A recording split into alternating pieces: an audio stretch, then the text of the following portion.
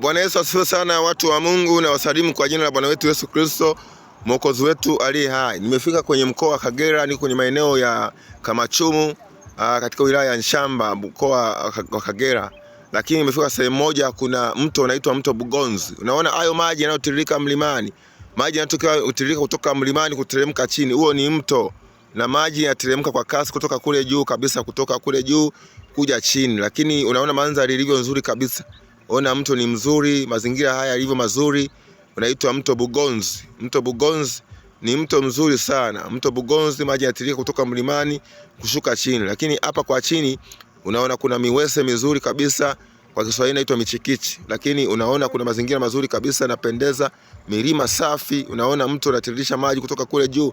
Kule juu kabisa unavyoona kule juu, angalia kwa mbali kabisa na kuvutia sana, zoom namna hii, angalia jinsi maji yanavyotiririka kutoka kule juu kuja chini kabisa. Yaani mandhari mazuri, yanapendeza barabara. Mungu wa mbinguni awabariki sana watu wa Mungu.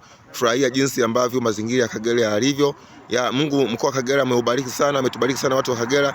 Tuko vizuri kabisa, katika kila kitu kipo huku. Yaani kila kitu kinapatikana mkoa wa Kagera. Ni mkoa mzuri kabisa, unapendeza sana. Yaani unavutia sana. Kila kitu kipo kabisa huku, utafurahia sana sana. Hebu uone mto Bugonzi. Barikiwa sana. Asante.